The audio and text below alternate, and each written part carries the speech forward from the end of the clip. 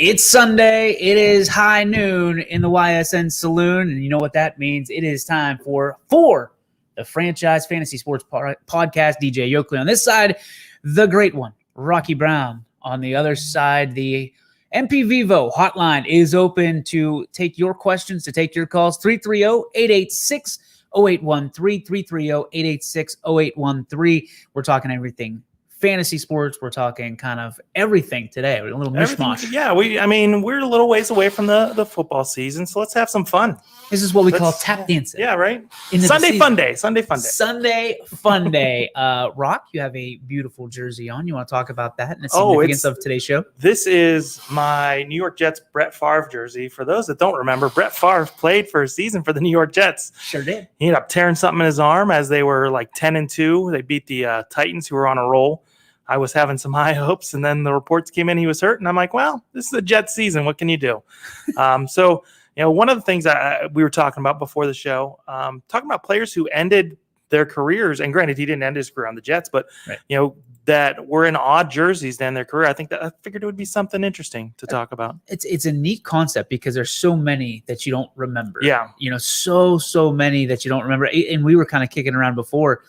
There's a lot that I don't remember necessarily. Joe Namath being Namath with the Rams. Yeah, Namath with the Rams. By that point, his knees were blown out. He didn't really have much of an impact. But if you search, sometimes you can find that like Rams Namath jerseys.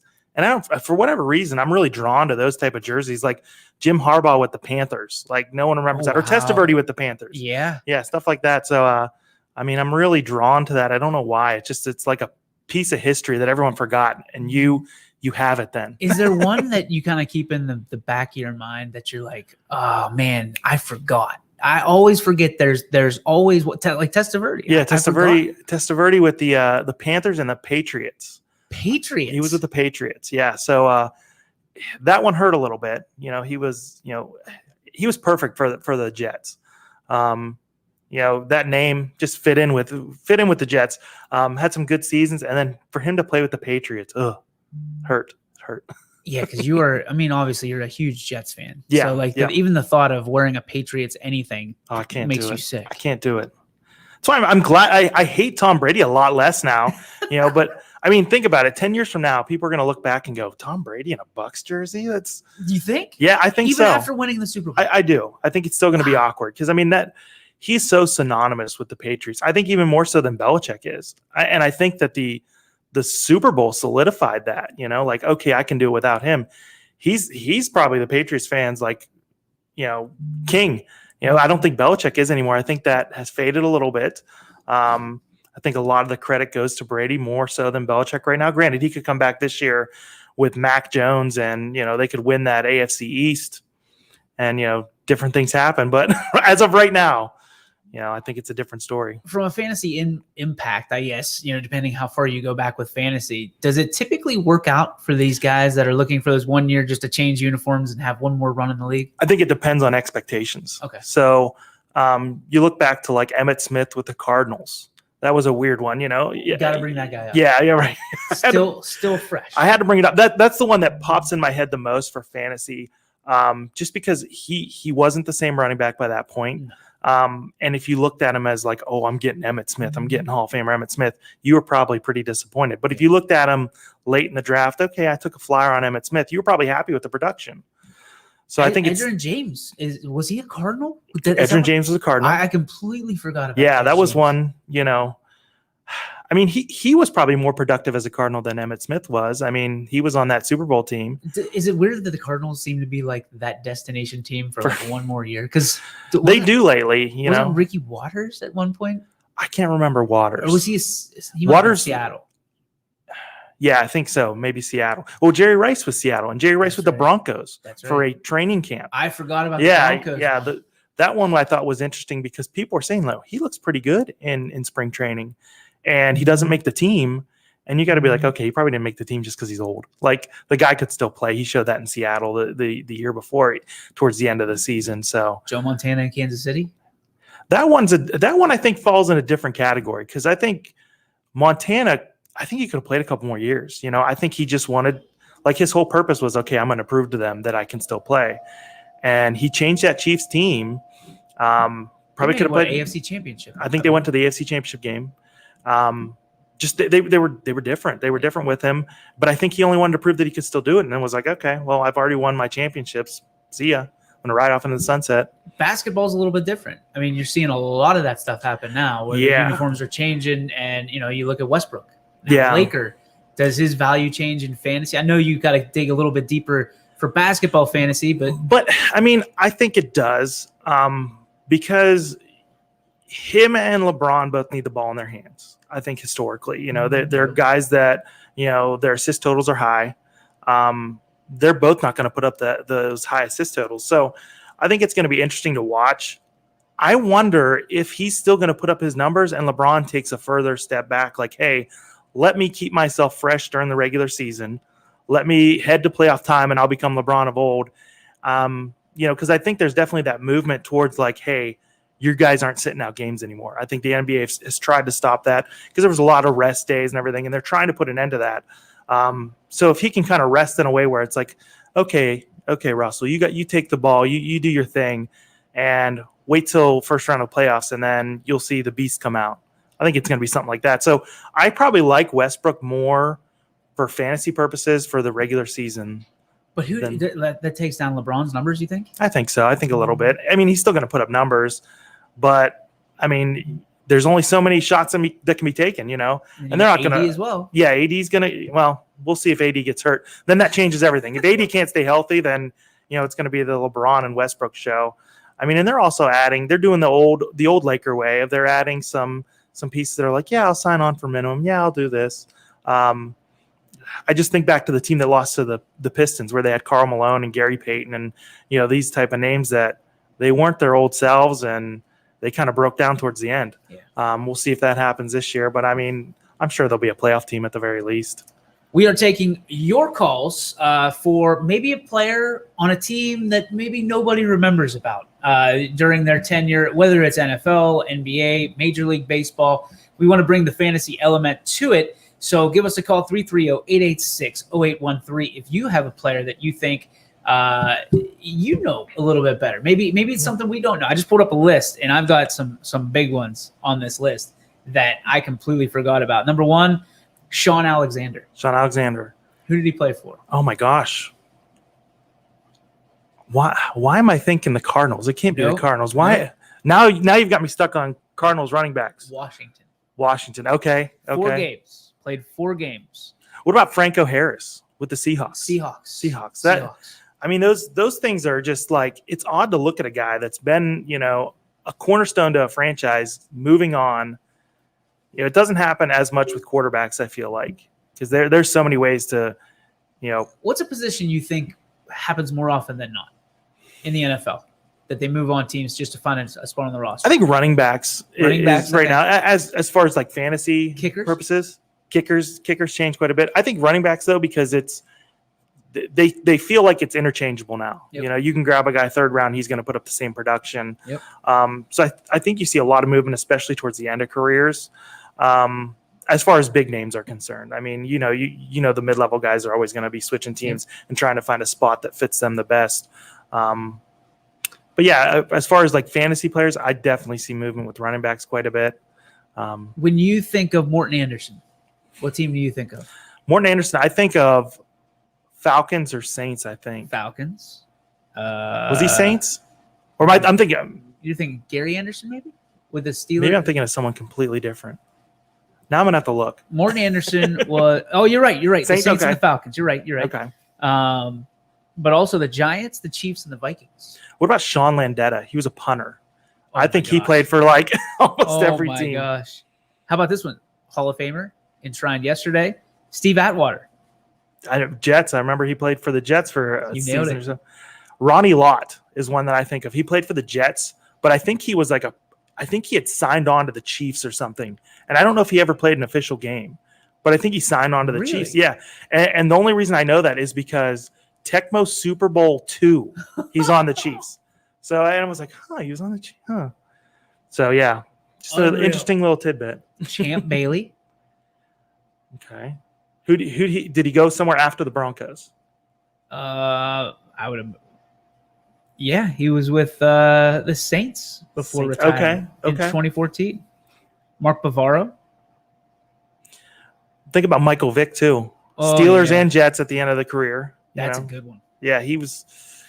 They bounced say around quite a Jerome bit. Bettis, but Nah, I don't see that. yeah, most people are gonna. It's funny. Most people are gonna remember him with Steelers, yeah. but he was with the Rams. Bledsoe. I remember Cowboys, Bills, Cowboys. You nailed it. Bills, Cowboys. Anquan Bolden. Niners, right? Niners at the last stop. Bills. Okay. And Ravens, of course. Yeah, there were so many guys that just like you. I mean, I was listening to a podcast earlier this week. It was Stone Cold Steve Austin's podcast. Okay. He was talking to Kevin Nash, and I think Kevin Nash kind of nailed the thought of a sportsman like perfectly. He was like, you could cut off our arm, and once like it's over and we feel like you replace the arm, you put something on there, we'd be like, you know what, maybe I have one more run left in me.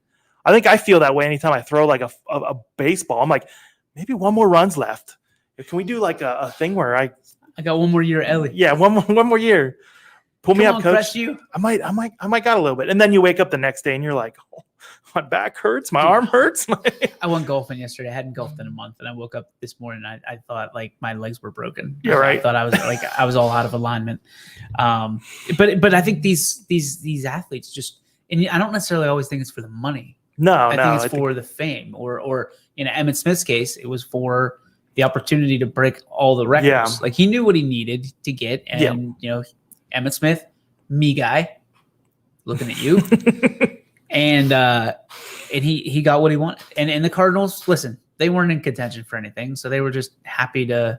And I think you see a little bit like just for the love of the game. I think like Vince Carter was that way. I think he ended with the Hawks, and he just kept.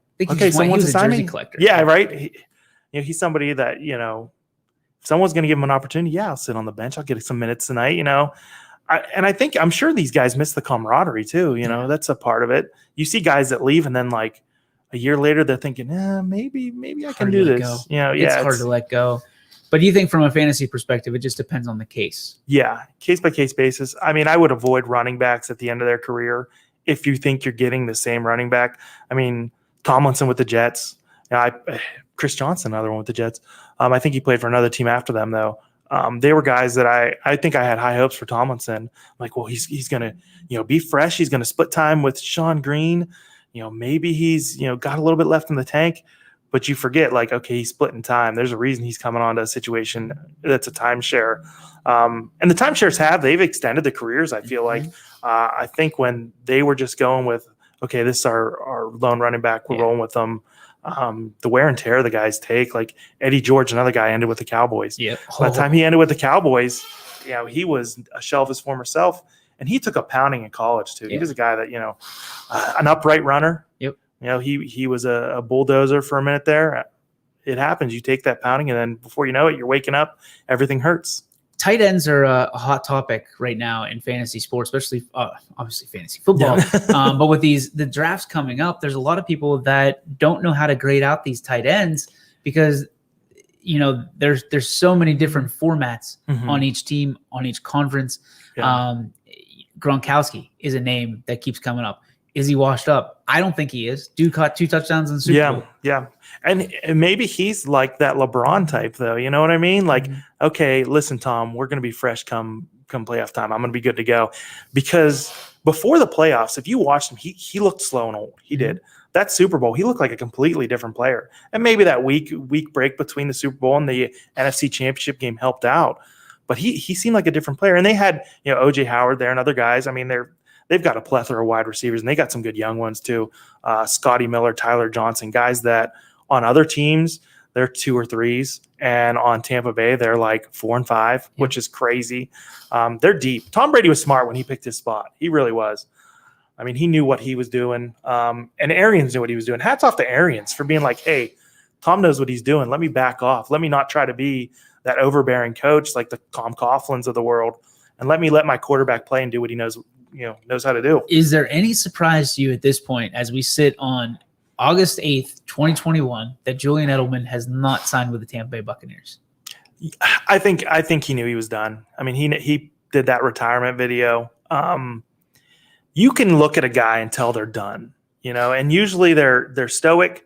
They're not crying. They might show a little emotion, but they're not like sobbing. Look at Favre's first retirement with the Packers. I knew he was coming back. Yeah. He was sobbing. He didn't want to leave, but he's like, I think there was loyalty there, and he didn't want to, ruin that relationship he had with the Packers. And he was upset, and it didn't surprise me he was traded to the Jets. Yeah. Granted, it didn't work out like we had hoped. I don't think it's definitely not a place he wanted to go. But then he went to Minnesota after that? Yep, Minnesota after the Jets. So I think he also got in a little bit of trouble in New York, as we know. PP Gate. There was a little issue with Favre in New York. And I think maybe it was a situation where like wife was like, hey, I know you're going to get in trouble here. Let's go to Minnesota where, there's not much for you to do. Yeah, nothing. It's just there's not that nightlife. It takes a special player to succeed in New York. Yeah. And I think we've seen that over time. Derek I don't know Jeter. Derek Jeter, perfect example. I don't know if a kid from BYU that seemed uncomfortable at the NFL draft. I don't know if it's going to work out. You're not sold on Wilson. I'm not sold at all. And we were talking earlier about preseason. Yeah. I think preseason is not going to be a huge indicator for him. I think it's going to affect other players. I mean, you watch for certain things in preseason.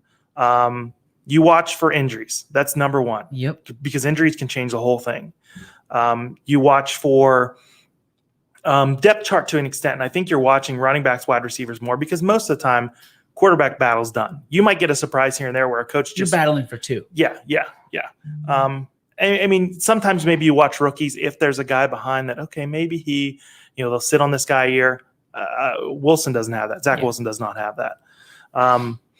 You look at guys that are maybe not on the radar that they're showing out, especially at wide receiver. I think of a guy like Victor Cruz. His first preseason, he was going off. And I think he got hurt at the end of the preseason. They were going to have to make a tough choice. And I know there were a lot of teams that were contacting them. I know the Jets were watching Cruz. There was a lot of teams, and they were lucky he got hurt, and they could just stash him on IR. Yeah. So, they lucked out in that situation. Then he comes back, has a great preseason the next year, and they're like, okay, we're giving this guy playing time now. Yeah. So I think you're definitely keeping an eye on wide receivers. You're watching, to an extent, who comes off the bench first. You're listening to that chatter, too, that's coming from the preseason games. James Washington, perfect example. I was just going to ask you about that. Yeah, he's asking for a trade now. It's refuted now. Well, because Tomlin came out. They asked Mike Tomlin about it. He said, absolutely not. He's never said anything to us. He comes in, works hard. Then they asked Canada. Canada said he didn't never say anything to me. So there's some conflicting reports coming out of Steelers camp that he wants traded. But if you are a fantasy owner right now, do you like late rounds and he's still on the board? I think you're holding on him right now. Really? Yeah. I mean, where there's smoke, there's fire 95% of the time. Correct. So, there's a guy for the Jets that they've just talked about maybe getting dealt. Denzel Mims, rookie last year, showed a little bit of something, but they went and got Corey Davis. They went and got Elijah Moore in the draft. Yep. They still have Jamison Crowder. So, he's somebody that they said, okay, the Jets might be looking to deal him. And again, same thing as the Steelers. Everyone comes out and says, no, we're not going to do that. If you say, okay, we're going to deal this guy, generally the return's going to be lower. Yep. So, I mean, they're saying what I'd expect them to say, but definitely when there's smoke, there's fire, especially preseason. Listen to all the chatter. Right. And you've got to, Schefter's usually not wrong. Schefter's a good guy to follow. There's a lot of guys that, and I can't think of them off the top of my head, on Twitter, though, there's guys that aren't the Schefters of the world and are just like putting out story after story of just things they're hearing or things they, and a lot of the time is right. And I'm blown away at like how sports, just journalism has changed over the years. Like Twitter is the thing for sports journalism. It's Twitter's if you want it fast. Oh yeah. Yeah. Sometimes not always accurate. You want it right. You want it fast. So from your standpoint, James Washington comes in. He's the fourth at best receiver on the Steelers, right? Not getting the reps he necessarily deserves because he has a great work ethic, good hands, and he's got great talent. But he's not Chase Claypool. No. He's not going to beat Juju. No. And it's unfortunate because both Juju, who signed back for a year, and James Washington, who has 1 year left on his contract, could leave at the same time. And the Steelers are sitting there thinking, oh, boy. I wonder, though, because it seems like, Juju had better offers. He had a better offer from the Ravens. Yep. And he's like, nah. Thank God. Yeah, that would have hurt. The Steelers there was just I think Justin Houston signed with the Ravens. Yeah. He got a better offer from the Steelers, chose the Ravens. Yeah. So, I don't think that hurts him a ton. I don't know how much he has left in the tank. And the Steelers are kind of that plug and play defense. So, but it always hurts to lose somebody to a rival that you're. I like Melvin Ingram, though. I really like that they went and got him. And I'm not sure that he's better than Highsmith. I'm not sure Highsmith is better than Ingram. And I know they're trying to put 3. So you've got Watt, Highsmith, and Ingram, trying to get them with Bush on the same. Think about that package. Oh, yeah. Yeah. And with somebody playing across from TJ Watt, you don't need him to be a stud. That's why, you look at Cleveland this year, their defense, and Garrett lined up opposite Clowney. There's been a lot of talk about Clowney this offseason. They're just they're gushing about him. Yeah. Is he finally going to put it together with Myles Garrett across? We'll see. The guy's got one healthy. highlight, right? Yeah, really, he made highlight. a name off that huge hit. Who was it? Robinson that he hit? It was somebody from Michigan. Yeah. Popped the helmet off. But maybe he puts it together finally. I don't know. We'll see. I just don't think that, am I terrified of Clowney? No. Am I concerned? A little bit more. Yeah. But I think they lost, the Browns actually lost a fair amount of players that you go, whoa, like that could impact it. We're talking local here with the Browns, Steelers, and obviously your favorite team, the Jets, but are the Browns, like if you're looking at them on a draft board in fantasy, are you taking them from, okay, I want this player because he's going to have a big year, or do you think the Browns have to win by spreading the ball around and spreading out the stats?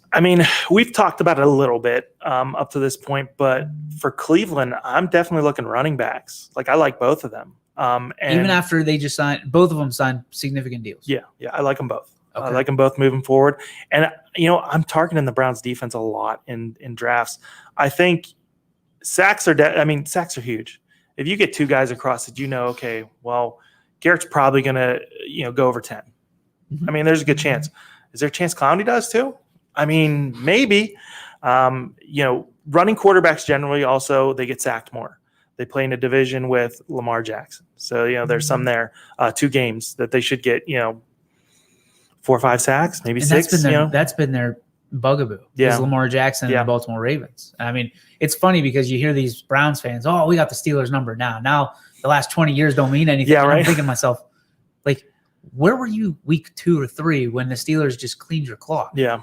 Yeah. And listen, every Browns fan is going to be, he's going to bring up, the playing the backups in week 17. Yep. But they did. That didn't necessarily help them the next week. I never like playing the backups in week 17, especially when you go into the next week. I understand the maintenance part of it. Yeah. But it seems to work out. It doesn't work out as much as you think. Never works out. Look at the Colts. Ooh, I hit things.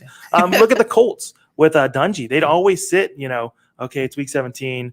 We're going to take 2 weeks off because usually they had a bye. And they would come out flat. And that'd be a team that everyone's like, oh, they're going to the Super Bowl. And they ended up with what, 1-2 appearances with Peyton Manning? One they won. And lost to the Saints. You're right. Yeah. So, they had Manning for a lot longer than the Broncos had him. Broncos had 2 appearances, correct? They did. And they lost.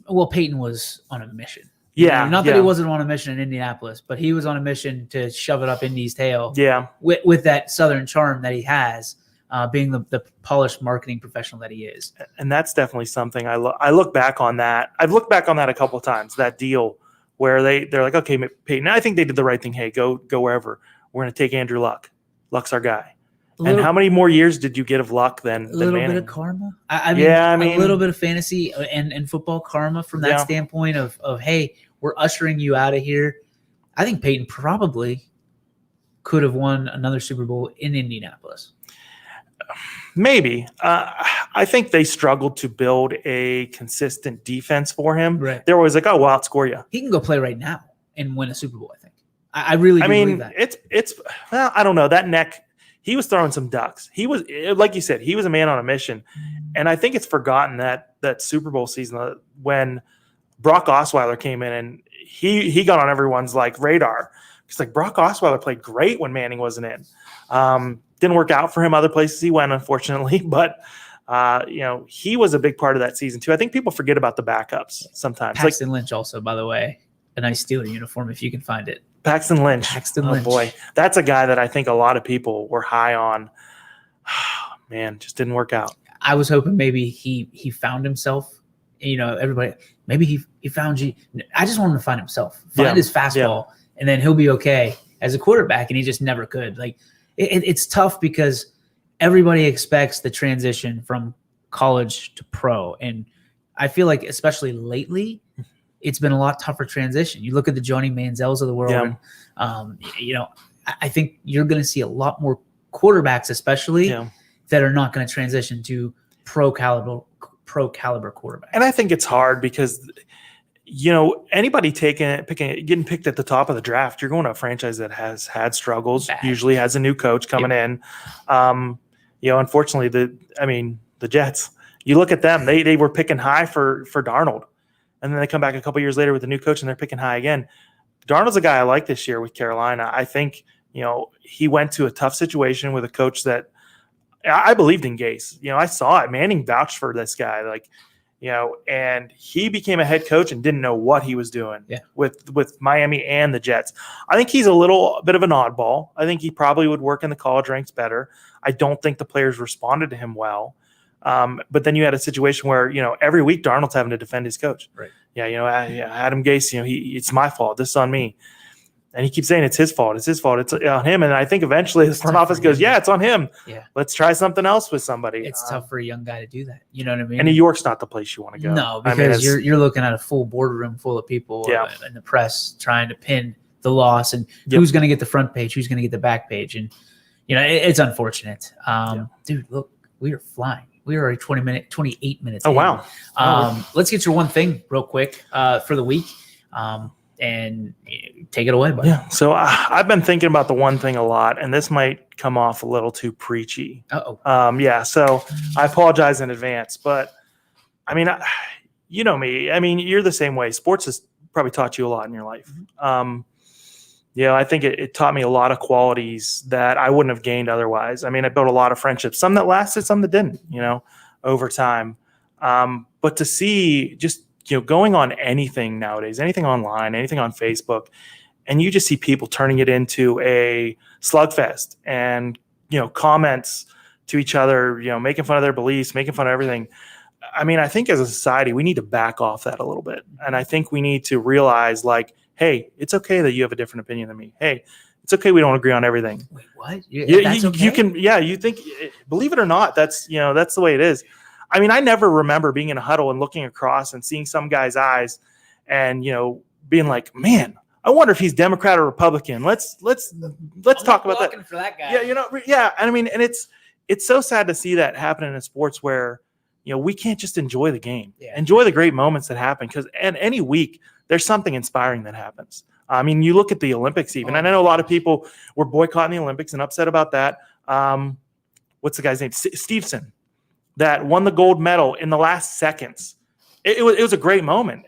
And this is a guy that, I'm sure you're going to see him in WWE. Believe it or not, he's been talking to them, him and his brother both. But, we need to just take a step back. And that's the one thing I can think of to say this week is take a step back, enjoy things, guys. We're all different. We all have different opinions, and that's okay. It's okay that we don't agree. But we can do it tactfully, and we don't have to constantly nag each other. And, there was a quote that Jimmy Johnson said during his speech, and I copied it as I was thinking last night. I was laying up in bed and just couldn't sleep. But he said, treat a person as he is and he will remain as he is. Treat a person as if he was what he should be and could be, and he will become what he could be and should be. Right. And I think right now we're treating everyone like garbage, really. We're just arguing left and right, and it's got to stop eventually. Soapbox society. Soapbox society. All right. Last question for you before we split for the week. Rock, there are a lot of speeches last night, a lot of speeches coming still tonight. Who are you looking forward to most tonight? Trying to think of the names for tonight because they had to split it up. Calvin Johnson, Peyton Manning, Alan Faneca. On a personal level, Faneca, just because I always like hearing the the perspective of a lineman too, because they view the game differently. You know, they were in the trenches, they don't get the glory, and they're finally getting their their deserved recognition at the Hall of Fame. So I always definitely love hearing from the lineman, and he was a Jet for a brief time too. Jet Cardinal. Going on to the topic for the day. But yeah, Faneca definitely. Now I want to bring up the names because I know there was somebody else and I don't want to leave him out. Pearson. Pearson had an interesting life. I think he'll be a good one. John Lynch should be fantastic. That's the one. Yes. John Lynch. Definitely interesting career. Guy that would not last in today's NFL because he's been fined and flagged and sitting all the time. Another guy that had a resurgent career, went to the Broncos to end his career, a Bucs guy on those great Bucs teams that had everybody that was popular. And now one of the best GMs in sports. Yeah, guy that a lot of people didn't believe in. It was probably good of him to take over and be like, hey, York, I know what I'm doing. Let me Charles Woodson tonight too. I think that's going to be a good one. BMAC, good call. I'm sure he'll have a lot to say. BMAC says Troy was my favorite last night, followed by Edge, which is also Edgerrin James. I think I'm going to go back and listen to Jimmy Johnson's whole speech. He's a guy that, Hall of Fame. Why did it take so long for him to get in? I thought it would be the other way. I was excited to hear Cowher's speech and bored through Johnson's speech. And I thought Cowher's speech was subpar. It doesn't surprise me. He seemed like a more reserved guy in recent years. I feel like that. It's funny. The guy that had always spit flying from his mouth and that chin stuck out is the guy that's now like, he's like the calm one on NFL Today. Yeah, like he's wearing turtlenecks and stuff like that. Like he was our blue collar guy here, and now he's changed in the last 15 years. He's absolutely changed. One of I think smartest coaches that retired, because I think it wouldn't have worked out if he came back. No, and the Giants were always a destination for him, because he can do this, and he heard his name in Brown circles and stuff, and he made a comment last night about Cleveland, and people booed him, and he's like, no, my kids were born in Cleveland, and then they booed louder. They actually had to turn down the not sound from what I heard from the boos, because Steeler Nation, listen, we've taken a beating the last 7 months, and nobody feels bad for us, especially Cleveland fans. Yeah. But if I have to listen to one more person talk about that playoff game or week 17, I'm going to throw up. Well, you know what? It's great for the season, though. You got to be pumped for that first time they meet this year. Yeah, absolutely. And you're always invited. You'll be down here on Sundays, so it's going to be fun for you to walk right out into the booze haven that we're going to create out in there. And having fun watching some football. So that's going to do it for our show here today. Next week, 12 o'clock, high noon, right here at the YSN Saloon. Rocky will answer all of your questions. And we got a football league coming. And we do have – you want to talk about that for a second? Yeah, let's talk about the football league. So the season, I believe, starts the 9th. Yep. It's on a Thursday. We're going to do the 8th for the draft. Okay. It's going to be $25 entry. Okay. And, I want to hear from people. Let's hear what they want to do. Do they want to do a dynasty format, or do they want to do just a redraft format? It's for the franchise. You can build yourself a franchise. So, I want to hear from people. Let's see what they want to do. Let's fill it up. How many people we going to have in this? I'm looking at 12 to 14. I think 14 it makes it deep. Yeah, it makes it deep. More than likely, I think we're probably going to land on 12. But I'd love to get 14 guys, and that's something. I want owners that are going to be involved. I want people that are willing to come here on Sunday too. Hey, if you're having a good week, talk to me. How'd you build this team? Let's bring you in. You obviously know something. Let's learn something from you. Yeah, and it's real easy with our tech here, man. Yep. So we're excited for that. We're excited for the league. We're excited for the weekly peppers of information that Rocky Brown is going to give us. On that side of the table, Rocky Brown. This side is DJ Oakley. Have a great week, everybody, and tune in next Sunday, 12 o'clock noon for the Franchise Fantasy Sports Podcast right here on YSN. Fly the flag.